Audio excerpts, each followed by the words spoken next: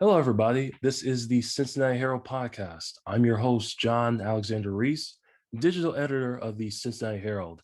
And if you don't know, the Cincinnati Herald has been around since 1955 and is the largest African American newspaper in the greater Cincinnati area. And today, my guests are Circulation Director of the Cincinnati Herald, Wade Lacey Sr. How you doing today, Wade? Hello, John. It's good to be here. Good to have you. We also have our Herald intern, Suhana Sinha. How you doing today, Suhana? I'm doing fantastic, John. Thanks for having me. Thanks for coming on. And we also have our other Herald intern, Maeve Hamlet. How you doing today, Maeve? I'm great. Thank you for having me. And for the first time ever, we have our publisher, Walter L. White, with us. How you doing today, Walter? I'm doing fine, John. Thanks for inviting me. No problem at all. And our special guest today is Royce Sutton, Senior Vice President of Fifth Third Bank. How you doing today, Royce? I am doing excellent. Glad to be here. Thank you, John Reese. No problem at all. And we'll talk to Royce later in the second half of the episode. But before we do that, let's head into some of the top news topics of the week. Cincinnati Public Schools Board of Education and the Gabe Tay family reached a settlement agreement to resolve the lawsuit filed after Gabe's death. The agreement was approved by the Board of Education on Monday, June the 7th. Tay, an 8-year-old boy, committed suicide in 2017 following bullying at his school, Carson Elementary School in West Price Hills. His parents filed the lawsuit alleging CPS knew he was the victim of bullying, including the attack by classmates that left him unconscious for more than 7 minutes, yet misrepresented to his mother he had merely fainted. The settlement builds on the bullying report system now in place at CPS and includes the following non-economic terms that include improved efforts to identify bullying by tracking repeat offenders, repeat victims, and repeat locations where acts of bullying take place, regardless of how the school or district becomes aware of the bullying, improving the ability of school nurses to report suspected incidents of bullying within the district's reporting system, intervening with those engaged in bullying by using restorative justice principles, adopting the state model policy for determining bullying, training and supervising all staff to follow the reforms, and placing an appropriate memorial to Gabriel Tay at Carson School. CPS and Plaintiffs' Counsel will meet twice a year for the next 2 years to monitor these non-economic terms. Wade, what are your thoughts on this story? Well, this is a little hard one for me because everybody wants to do the right thing, and CBS stepped forward and they got all this done very quickly to make sure that everyone is happy. They did put a lot of things into place with bullying and all that and everything, but I just wish there had been more of an investigation overall. Everybody saw the tapes and saw what was going on with that and just assumed that that was the cause. But we really don't know. I don't think they did enough thorough investigation overall to find out what was going on with this young man, not just in school, but elsewhere. So for me, it's like I said, it's a tough one. I understand the feelings everyone have and why they did it and all that and everything. But again, we don't know if what happened was the catalyst. I don't think a thorough investigation was done. Suhana, what's your take on this story? John, I would agree with Sir Wade. So the thing is, when you are in places like high school or just a place which is much private and separate to you, which you have created with your own community for a while, sometimes even when things go wrong there, you start thinking that they're normal. You think that, okay, it's just a minor inconvenience and we can deal with it. And it's only like when it starts getting attention outside your circle, outside your community, you start to understand what's the gravity of the situation. I fear that the school authorities and the people who participated and not participated silently were the spectators of bullying must have not realized that how big of a deal it is. I think it's somewhere of us being desensitized with human beings' existence. But it's just sad that there's not enough investigation and not enough people are taken into justice, because the question comes, the people who committed the bullying were students too. So how harshly or how should we deal with the situation? The conversation is so deep and the matter is so severe that it needs layers of conversation, because at the end of the day, we are dealing with children who are very young with their feelings. And sometimes they can be very extreme. Just not making changes in the law or, making general statements can solve this problem completely. So I wish that we can have more conversation around the topic of bullying, and conversation about it in most human and one-to-one aspect, instead of talking it generally, like how probably I am doing right now. I wish like there is a more deeper circle and a more deeper conversation and time space given to this topic. So that's how I feel. It's just very sad that we lost somebody, and it is sad. Maeve, your thoughts on this story? Being said, first of all, my condolences to Tay's family. I wish it wouldn't have gone that far. I mean, he was so young, and I hope this situation was kind of a wake-up call for, schools worldwide, how serious bullying can affect somebody, just because, you never know what's going on in somebody's home life or just behind the scenes. And for a lot of people, school too is kind of an escape, and it's supposed to be a place where you seek happiness and friendship and, education. And it's just such a sad story. I'm glad his family received, the settlement, but, their son's gone and they'll never be able to get him back. So I wish it wouldn't have gone that far. It was completely preventative if, the school would have stepped in earlier and not disregarded the seriousness of it. But yeah, my condolences to his family. Now, moving on to our next topic. The national average for gas is $3.05, which rose 1 penny over the Memorial Day weekend. In some places around the tri-state, folks are paying as much as $3.15. Prices at some stations are higher than what Cincinnatians saw Memorial Day weekend. AAA said prices could go up again this week because of rising crude oil prices. Currently, the average prices for gas per gallon in Kentucky is $2.90, Ohio is $2.96, and Indiana is $3.07. Plus, due to soaring demand worldwide as the pandemic eases, crude oil briefly passed $70 a barrel on Monday, and some analysts predict it could soon reach $100 a barrel. Wade, your thoughts on the story, and how much did you have to pay for gas recently? $3.15. But I know Walter is on the line on the podcast also, but I can go back and remember when it was 25 cents, and it's fluctuated so much over the years, going both up and down. Rarely does it seem to be indicative of what they tell us is what makes the price go up or down.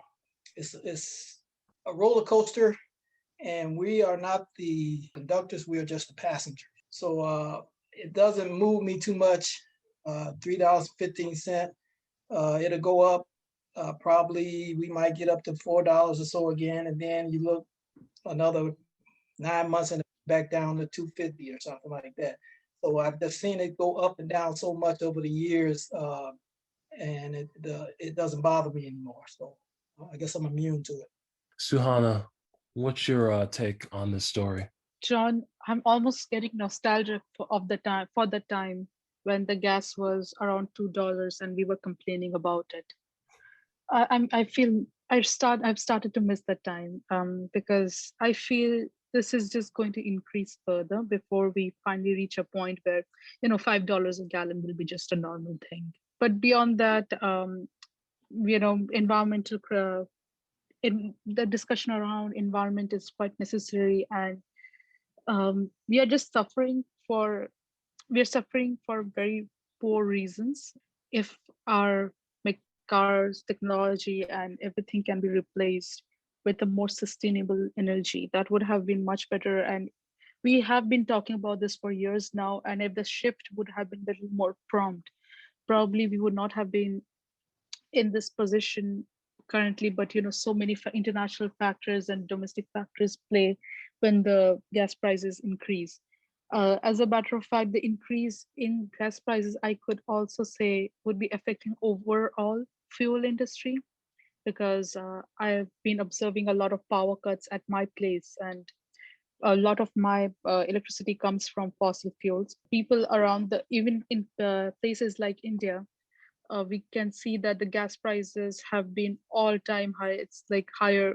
I think I read somewhere that it was higher than some around the prices matched to something in New York or somewhere. It was very expensive. So it's a suffering that has been going around all over the world. And the simple fact to this is that we need more than ever a waking call that we start making the shift as soon as possible. Ditch your car, start riding bicycles. If that doesn't work, you have to start paying $5 a gallon eventually. So I'm very sorry for my future car and my future wallet. Maeve, what are your thoughts on this story? My main concern is, how do they expect minimum wage workers making $8, $9 an hour to spend nearly half their paycheck traveling to and from work? I mean, I understand there may be a gas shortage and scarcity in product, but I just don't understand how the minimum wage can remain at, I think it's $8.25 in Ohio, and, expect these people to pay these prices. So I think if the gas is going to be this high, we need to see some increases in minimum wage, because I think it's absolutely ridiculous to, expect someone to making that much and use all of it towards getting to and from work. I mean, I've been in that situation before, and it's really tough. It really is tough. Hey, John, Yes, Walter. may I chime in real quick? Of course. I'm very happy to hear our younger peers, colleagues speak on this, because this does affect their future in more ways than one. But to deal with things such as oil, it's a commodity. The oil that you're paying for right now, going to what Suhana said, was purchased by all wholesalers 6 months ago. So what they're telling you is the reason for the actual cost is not true, okay? And for the actual gasoline prices is not true. When a wholesaler buys the oil in, let's say, December, they buy it at a certain rate.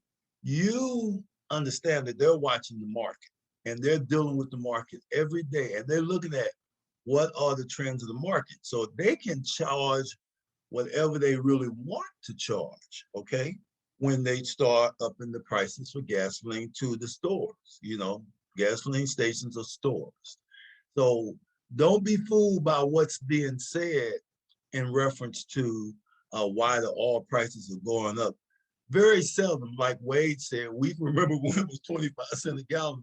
Very seldom are they telling the truth about it. Okay, last year was probably the closest they've been the commodities market and the wholesalers.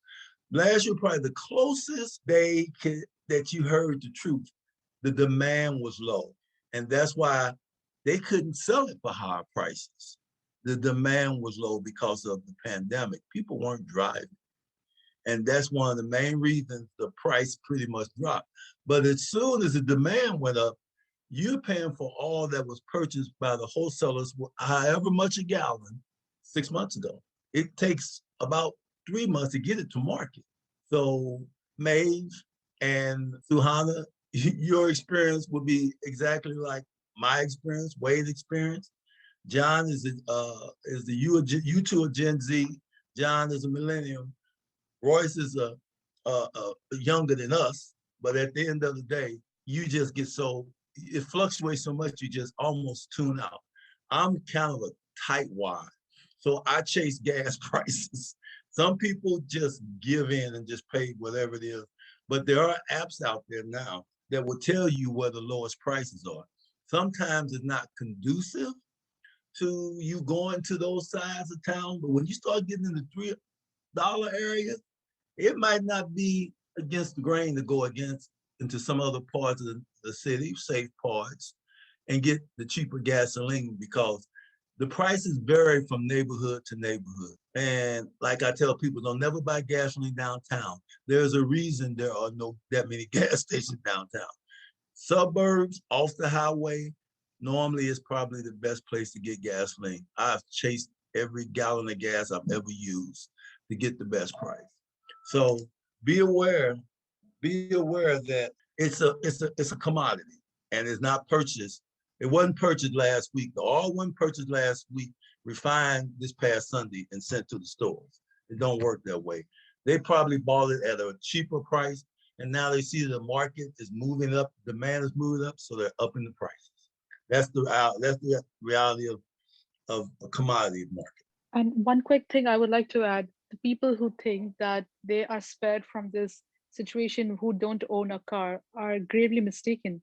Because if you go out and you're taking your other car services to go around the city, like either you call for an Uber or Lyft, or you take your own car, the charges sometimes include the fuel price differences that have, like, you have to pay your drivers for it, because the no rides are cheap anymore.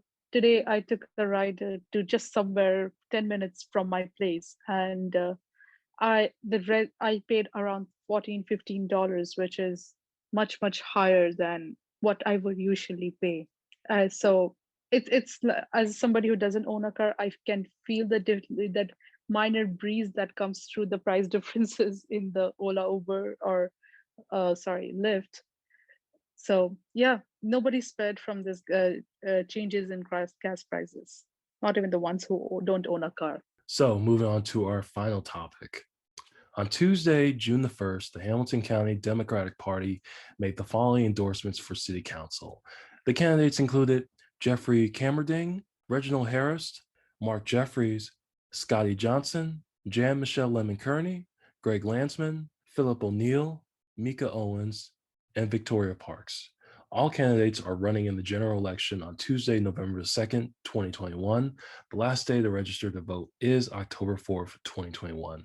Wade, your thoughts on this story and the candidates? It's a very diverse group of people for this endorsement from the Democratic Party.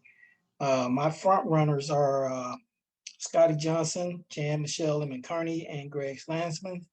I think those three have the name recognition, they have the experience and all that to go with it. And I think they are probably, in my opinion, the top three people for the party. Some of the other ones, I'm gonna throw this out there and I'm gonna kind of be like a fortune teller. That Philip O'Neill, I think we're gonna see a lot of him in the next 15 to 20 years. Suhana, your thoughts? John, so I'm not familiar with the system, and I'm very young into understanding politics. So if somebody else in the group can, use their time to explain me about what is the process and what are the things that we should look out for when this whole voting goes on, that will be quite helpful. Maeve, your thoughts? I don't have any personal endorsements, but I just want to encourage all of our listeners to register to vote, and I wish them all the best. I think Cincinnati needs kind of a breath of fresh air in our political system, so I hope it turns out good. Hey, John. Yes. You didn't throw a little picture there for your old high school colleague, Philip O'Neill? I had no idea that he was running for city council. So that's amazing. And so that's it for our top news stories of the week. And now I'll bring it over to Walter and Royce Sutton so they can talk about owning it, Ohio and Kentucky. So go ahead, Walter. Hey, Royce, how are you? Doing well. How are you doing, Walter? That's okay. Hey, Royce, since we got so much history in this helping citizens in our fair cities and states now, I want to say I'm just tickled pink that we have continued this relationship, and we all in the partnership between Fifth Third and the Cincinnati Herald and our other partners. I won't go down the whole list in all the cities. We have done something that you and I have always agreed upon was a necessity. And we've gotten to the point with this process where we actually see people get homes through this process of the Owning It homeownership virtual webinar. I want to say one other thing, Royce, which I know tickled you pink, because it's tickled me pink, listening to the conversation we've had over the past 3 years about owning it. Look who we have on this line. We have Maeve, who's a college student. We have Suhana, that's a college student. When we were in college, we won't say how long ago that was, this type of information was not available, which in most cases would have had us probably in homes a little quicker. I was fortunate My parents bought a home in 1962. So most of my life, I've known nothing but living in a house. But that's not the case with a lot of our citizens. And we are now in a position now that not only are we getting them into the workshop, we're seeing them get home. So what I want you to get homes. So what I want you to do is just step through how the day went and one of the process we are actually doing now to actually reach even further and broader and share this great information about owning homes and how the Fifth Third and the Cincinnati Herald Partnership has created this dynamic symposium where people can come in and learn all the ins and outs and the pluses of owning a home. Walter, I think you've done just an absolutely job of describing this great partnership that Fifth Third Bank has with the Cincinnati Herald, the Dayton Defender, the Dayton Weekly, and other partners that we have out there who understand that when we think about Black wealth building, when we think about leaving a legacy, when we think about the ways that our community can lift itself economically, home ownership is that path that has paved the way for families for generations. And we want to reintroduce this as a viable option, as something to pursue right now through this workshop that we're going to do on this Saturday, June 11th at 12 p.m. We're going to spend some time virtually talking about home ownership, what that means. When we look at home ownership right now, Walter, across the nation, as a percentage, Black families represent about 40% of they have about 40% are homeowners. Whereas when we look at other communities, non-African-American communities, whites own homes at a 73.5% rate. So why is that? What can be done? And how can those who are interested in becoming homeowners make that first step? We know that's a big step. People get nervous. They think, oh, not right now. I'll wait till next year. I'll wait till I get a little bit older.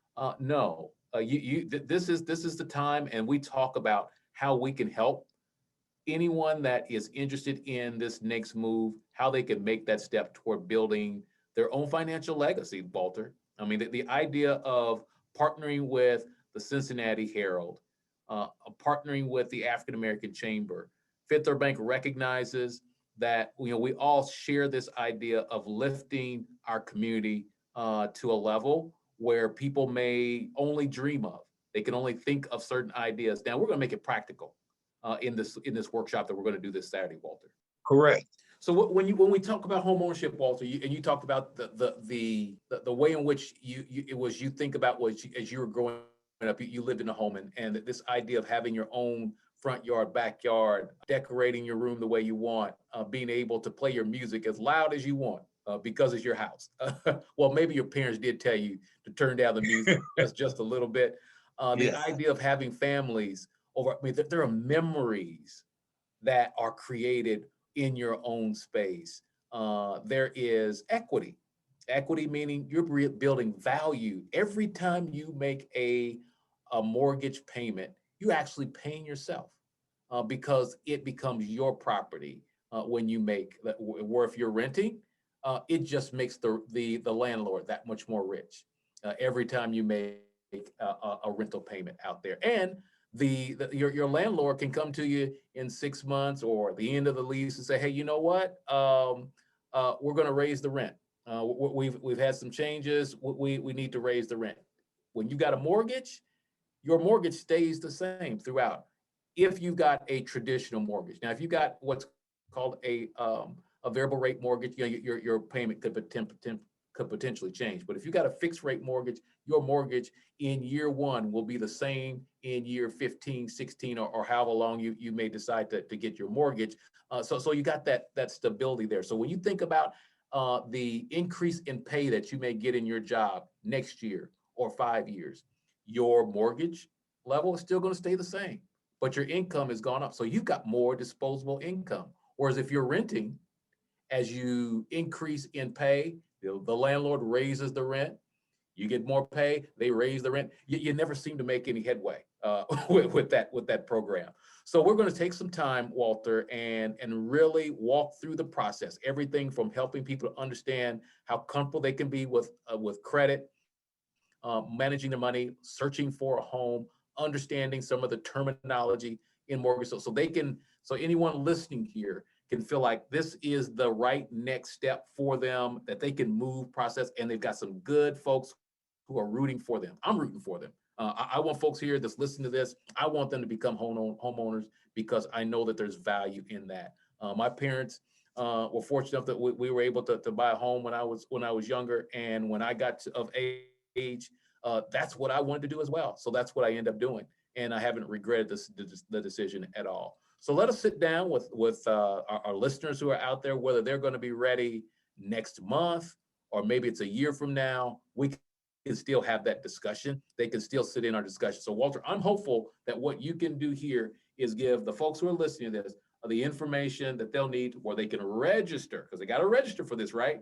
I want you to give the information where they can register for this workshop so they can take that next steps, becoming the next homeowners. And then maybe they can join on this podcast and say, hey, listen to Walter, listen to Royce from Fifth Third Bank. And they convinced me the homeownership was the right tool. I'm enjoying my home. The process wasn't nearly as difficult as I thought.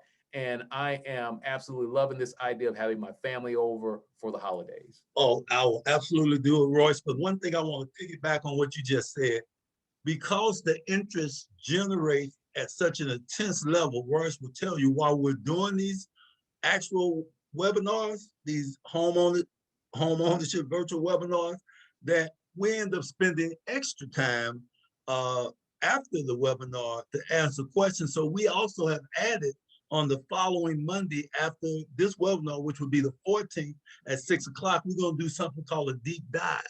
And the deep dive is to answer extra questions for an hour. And those are normally folks who are really ready to go. You'll be surprised at the number of people who come into that webinar, and by the time they're ready to get out, they have 1,000 questions and they really, really want to start the step to buy a home. So that's what the deep dive is going to be at 6 o'clock on Monday the 14th. And we will get you that information after the actual webinar on Saturday.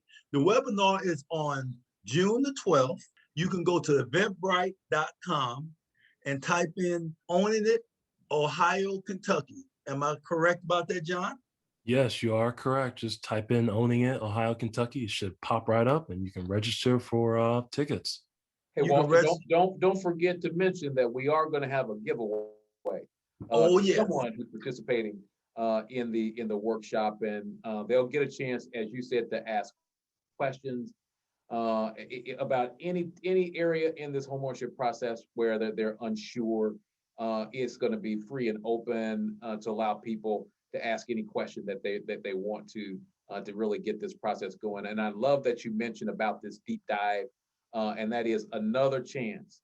You sat there, you heard the presentation on Saturday, and then a question popped in your mind. 2 hours after the workshop was over, you're thinking, "Oh man, I wish I would have asked." Well, you're going to have that opportunity on the following Monday in the deep dive session to ask that question if you join us, and that's at 6 o'clock on Monday. So there's information out there about that as well.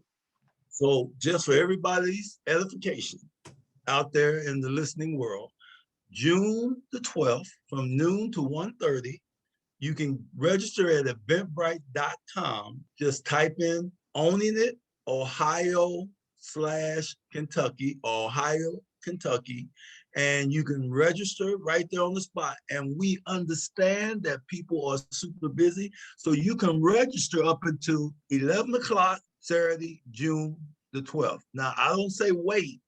I say if for some reason it just hits you Saturday morning, go online and register. My number is available on some of the material. Call me. We'll get you help. Our office manager will help get you online. If there's somebody out there who may not have a laptop or a computer, but they're interested in this process, call us at the Cincinnati Herald, and I'll give my number because it's already out there, 513-680-7076. That's 513-680-7076. And our office manager will help you get registered so you can go on and get the information. Once you go through the ownership registration process, we will call you on Thursday or Friday, and quite possibly Saturday, and make sure you have your link that we will email to you and get you ready to go for, in a lot of cases, a life-changing experience. I just say, just getting the information is a life-changing experience because it debunks so many myths about when you should buy a home and if you can buy a home. That's the beautiful part of it. You're being educated to learn how to purchase your family's future. You know, Walter, and I think you're hitting on something here, and I want people to understand that when we're doing this workshop this Saturday, this is not a big commercial.